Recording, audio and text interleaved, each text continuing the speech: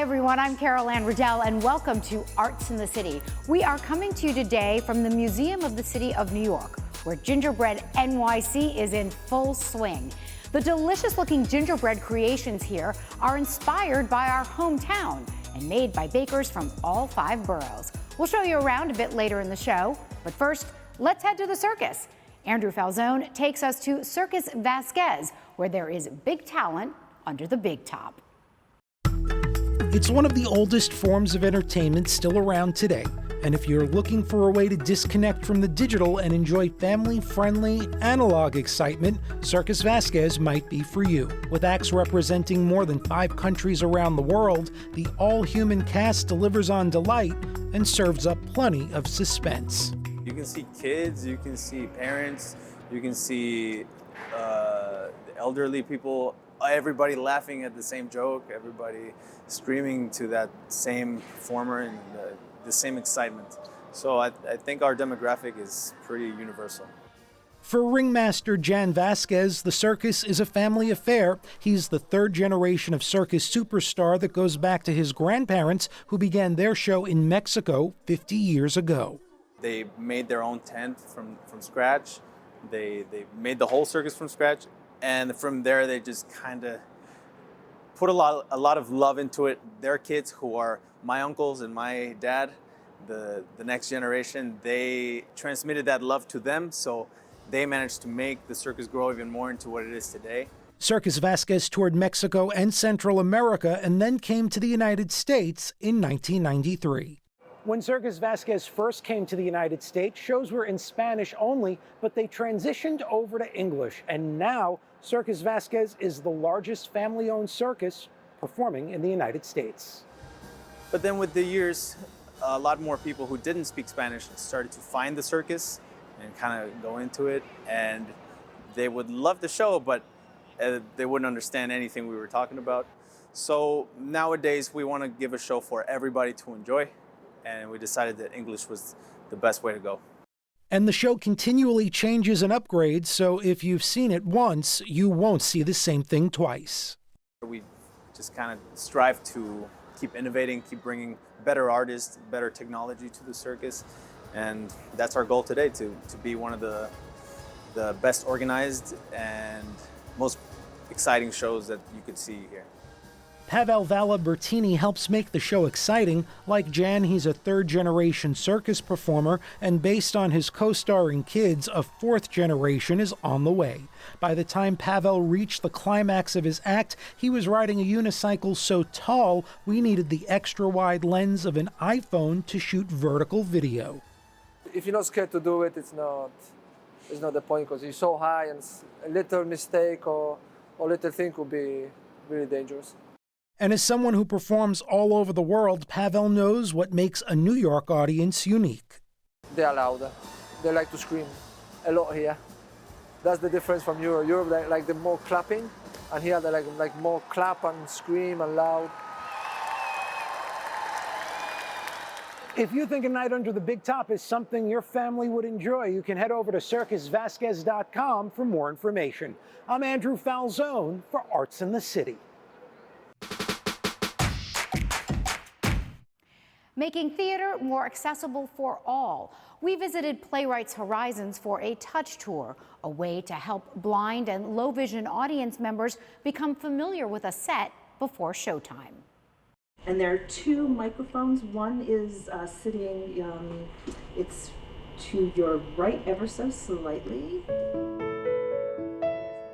Michael Forzano doesn't have to see the set of this play to understand it. He's getting a very specific sense of the stage before the curtain rises through a touch tour. And for Michael, that's a game changer. Touch tour for me really allowed me to experience, what the set was like, what different objects are part of the set, what are all the visual aspects of the play that I wouldn't be getting otherwise. We visited Playwrights Horizons Theater on West 42nd Street for a demonstration of how touch tours work. This specific play, Stereophonic, set in a sound stage on stage. The touch tour is in combination with our audio describe performance, our live audio describe performances. Our audio describer will take the group onto the set The stage management team will bring out props, things that are included in the production, and pass them around. If they're too fragile to touch, the audio describer will get them as close as possible, but she will describe them. And it really enhances the performance for our blind and low vision patrons. If I don't have access to touch doors, audio description especially, it really takes away from the enjoyment of the theater experience. I'm having to try to figure out and try to guess things. Maybe I'm not getting 100% of what's going on. I'm having to guess things. I'm maybe missing out on things. And for me, that really just isn't worth it. I want to be able to show up at the theater, experience the play, just like everyone else does. Jocelyn Short is a devoted theater fan, and touch tours have made a big difference. It's a lot easier because then I know what's going on. Beyond audio description and touch tours, Playwrights Horizons offers a host of other accessibility services, including relaxed performances. There are different elements of a relaxed performance. One piece is that we're judgment-free. We create an environment where people can feel welcome in the theater to participate how they need to participate, whether that means that they can come in and out of the theater as needed, or move their bodies in the seat, or bring comfort items. Accessibility is something cultural organizations are increasingly focused on, though what's available can vary. Katasha says she sees progress in the arts world, and at Playwrights, the mission is clear. It's a value question. Are we building theater for just one type of audience or for everyone? And we want to make sure that our productions and our performances reach all audiences.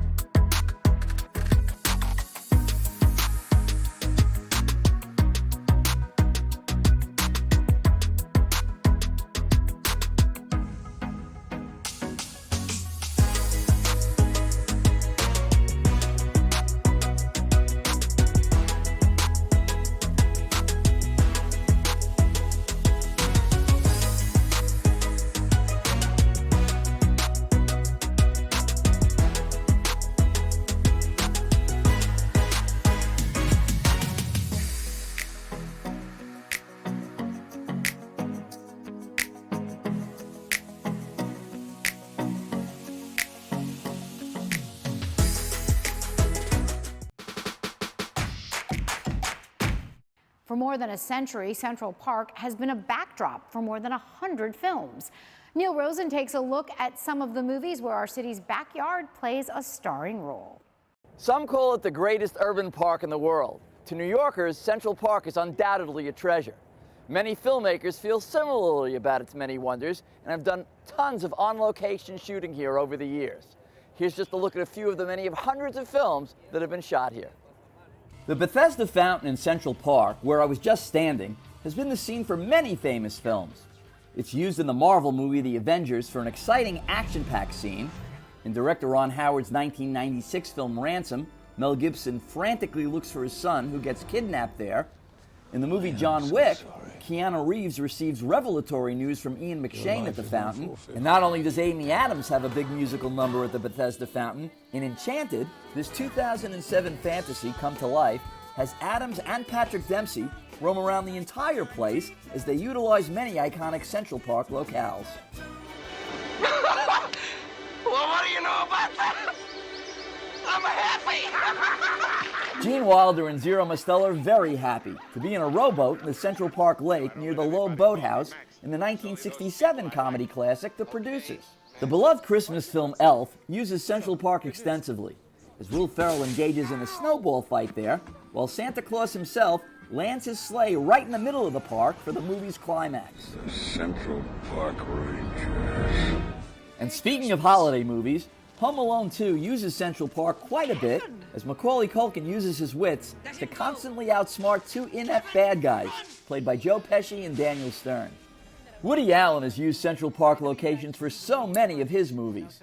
Hannah and Her Sisters leaps immediately to mind, while the unforgettable scene in Annie Hall at the Central Park Zoo, pre-renovation, also sticks out to comedy fans. Look at that guy. There's Mr. in the pink, Mr. Miami Beach there, you know? He's just come back from the Gin Rummy finals, I think, where he's placed third. The renovated Central Park Zoo gets the animated treatment in Madagascar, as the lovable animals try to escape as they roam around New York City. Jerry Seinfeld lends his voice to another animated look at the park in 2007's B-Movie. And even though the character of Stuart Little is computer-generated, he interacts with live-action characters throughout the park. Another popular Central Park spot that filmmakers love for its beauty is the Bow Bridge, which is featured prominently in Spider-Man 3, as Tobey Maguire, playing Peter Parker, woos his love interest, played by Kirsten Dunst. And talk about scenic Central Park locales, the Promenade, or as it's also referred to, the Mall, is featured in dozens of films, like here, in 2002's Made in Manhattan, featuring Jennifer Lopez and Ralph Fiennes. One of the greatest high-speed car chase scenes takes place in Central Park, as Bruce Willis and Samuel L. Jackson go full throttle in 1995's Die Hard with a Vengeance. For vintage scenes of Central Park, you can check out the 1961 classic Breakfast at Tiffany's, where Audrey Hepburn's love interest, played by George Peppard, has a heart-to-heart with a mysterious man played by Buddy Ebsen. In the 1970 comedy The Out-of-Towners, Jack Lemmon and Sandy Dennis have a bad Central Park experience in the park, while the remake from 1999 finds Steve Martin and Goldie Hawn getting caught in an uncompromising position near the park's Tavern on the Green. And a movie musical of the famed Broadway show Hair gets the full Central Park treatment in 1979.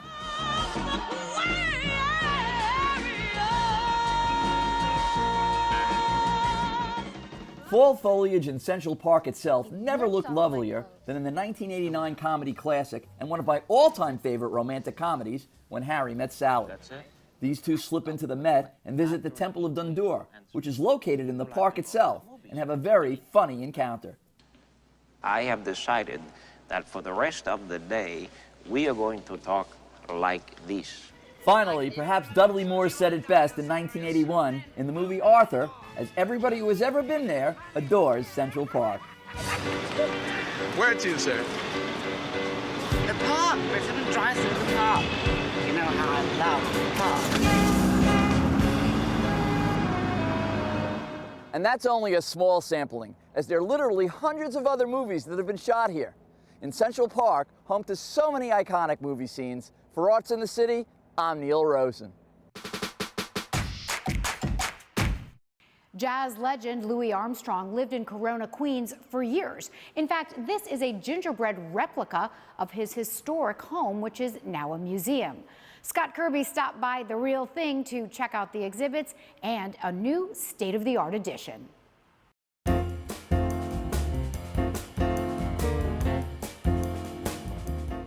This will be a place where we can showcase the talents of new artists, new musicians. And they're going to come from Queens, they're going to come from New York City, they're going to come from New York State, they're going to come from around the country, they're going to come from New Orleans for sure, and they're going to come from all over the world. With a celebration fit for the King of Jazz, the Louis Armstrong Center opened this past summer in Corona, Queens, the neighborhood where in March 1948, Lucille Armstrong surprised the musical legend with his first real home. As Louis was traveling around the world, staying in hotels, whenever he would come back, he and Lucille would have to stay in a hotel. And Lucille indicated to Louis, this is not going to work out for the future. We have to do something about this. I want to buy a house. And Louis said no, that he preferred living in hotels.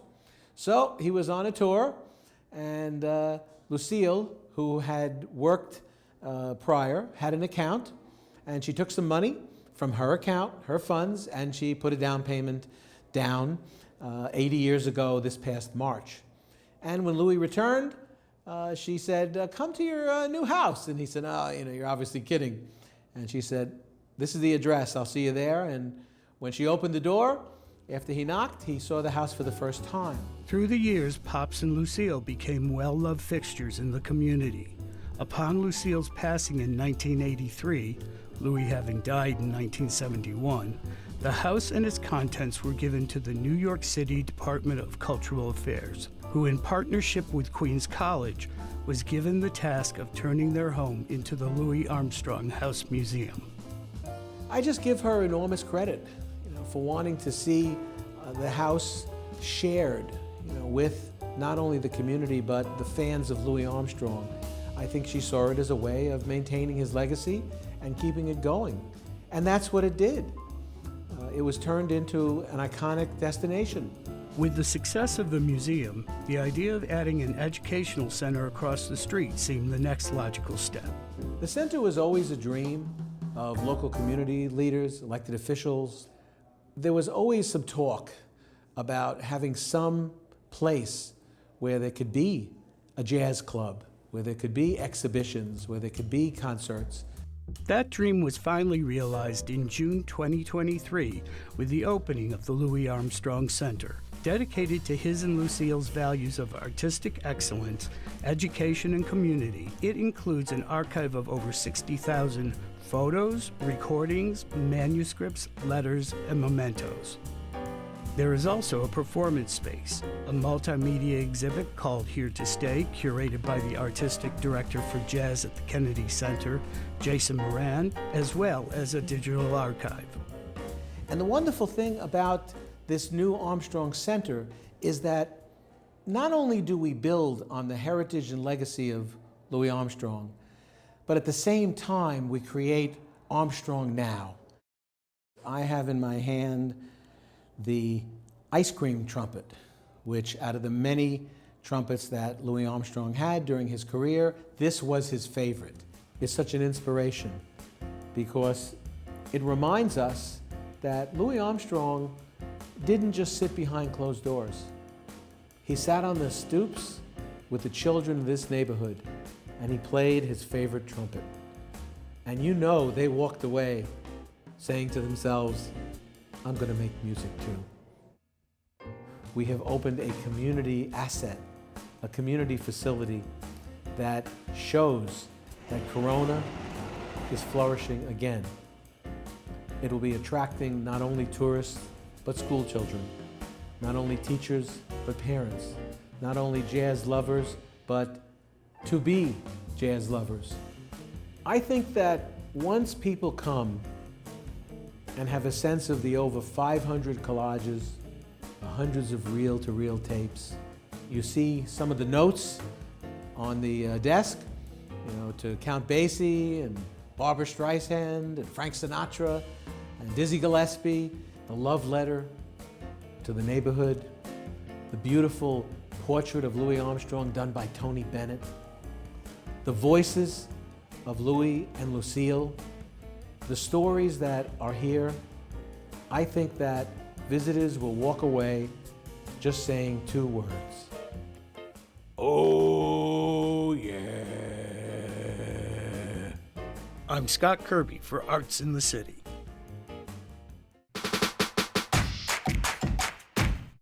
New York City landmarks and icons all made out of gingerbread. Next up, we check out this delicious holiday exhibit at the Museum of the City of New York. No tasting allowed. Back for its second year, Gingerbread NYC, the Great Borough Bake-Off. 23 bakers from across the 5 boroughs built gingerbread displays of iconic New York, creating distinctive buildings, places, or things that represent their neighborhood, community, or borough. All 23 New York City icons are on display in the museum, and they were created by professional and amateur bakers, many of whom have never worked with gingerbread before. The incredible designs will be awarded prizes in a range of categories, including Best in Borough, Grandest, and Most Iconic, and museum goers can vote for their own fan favorite. Judging the final designs are some of New York City's most prominent bakers, restaurateurs, and curators, from Amy's Bread, Magnolia Bakery, Melba's Restaurant, the Metropolitan Museum of Art, and the New School. Some of the highlights include the Met Cloisters, Staten Island's historic Richmond town, 74th Street in Jackson Heights, Yankee Stadium, the Soldiers and Sailors Arch in Brooklyn's Grand Army Plaza, and a replica of 1520 Sedgwick Avenue, the birthplace of hip-hop. And as if these gingerbread creations weren't impressive enough, this might also be the best-smelling exhibit in the city.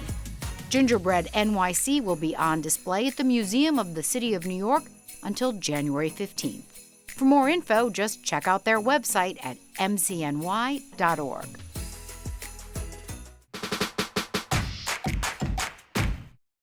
Fashion and clothing are profoundly intertwined with identity. More than just personal style, what people wear can represent community, history, even a social movement. Donna Hanover spoke with a CUNY professor whose expertise is the fabric of cultures, starting with a very special dress.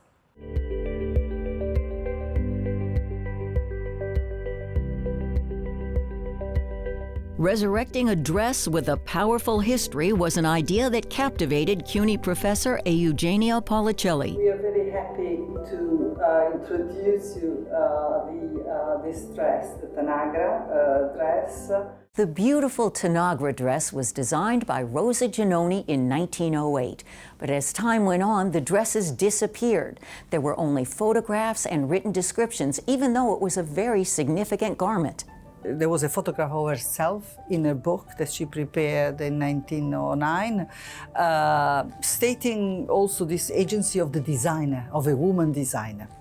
But she wore it in order to give a speech at the first National Conference of Women in Italy. She stood up and gave a speech about fashion and feminism, which was absolutely revolutionary. It was based on these statuettes, Greek statuettes that they were found in the city of Tanagra. The dress was dynamic and transformable. You could pin it in one way or in another. She did a version that was black, another version that was off-white. Different versions of the same design, which was a very modern concept. Eugenia studied photos and writings about it. She put the challenge to one of her master's students, pattern maker Cristina Trupiano. The beauty of it is that can be manipulated and wrapped many different ways. It's made of silk charmeuse and silk georgette and is white to salute the women's suffrage movement. The Tanagra dress is a small portion of Professor Paulicelli's world-renowned focus on the fabric of cultures. The idea came to understand the mechanisms of the fashion industry as a multi-billion industry, but also as a symbolic force, to understand the connections between textile, fabric, fashion, and dress in relation to personal identities, collective identities, national identities. Exhibitions for the fabric of cultures had student projects like unraveling denim to create something new. And of course, many pieces were the work of highly artistic designers like Antonio Maris, who combined classic men's fabrics with lace and sequins to explore identity. Eugenia also teaches Italian studies, and she writes on cinema. In fact, she helped create the short film Dress in Motion, the Tanagra Dress Reframed, which can be seen online and which shows she is thrilled to have guided the resurrection of a piece of history. This is the only version that exists of this dress, so we are very proud of this. We have the object right here. It's not a photograph. I'm Donna Hanover for Arts in the City.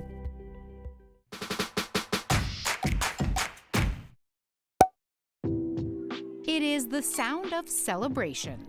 Champagne is a festive holiday drink, but how much do you really know about those bubbles in your glass?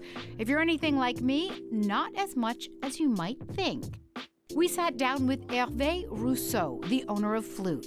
Herve explained one of the first things to understand is champagne versus sparkling wine, and that comes down to geography. Champagne only come from the region of Champagne. So that explains the difference between sparkling wine and champagne. Yes. It's all based in where it's located. Absolutely. And how does champagne get its bubbles? Here's the science portion of our lesson. So champagne is a very natural product. It has two fermentations. The second fermentation takes place in the bottle, and it's basically the yeast that is eating the sugar and transforms it into bubbles. Getting back to Champagne 101 at Flute, next up, from start to sip. Always 6 turns. 1, 2, 3, 4, 5, 6. Why? I don't know why. I don't know. But it's like that, 6 turns. So then what you do, you see I'm keeping my thumb on the bottle because the pressure is tremendous. So then, you know, you're gonna turn the cork and you don't want to be too loud, but I like it when it's a little loud. Why not, okay? Also, how to see the age of the champagne. The cork is gonna give it away. The tighter the cork, the more aged the champagne. Really? So that's aged for at least 6 years. And then you want to hold it by the stem when you drink it.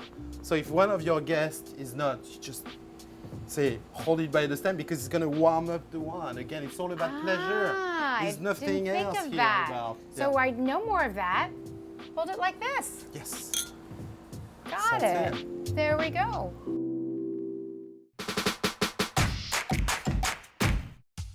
That is our show for today. Thanks so much for joining us. A quick reminder to check us out on social media. We'd love to hear from you. I'm Anne Riddell. We'll see you next time on Arts in the City, and happy holidays.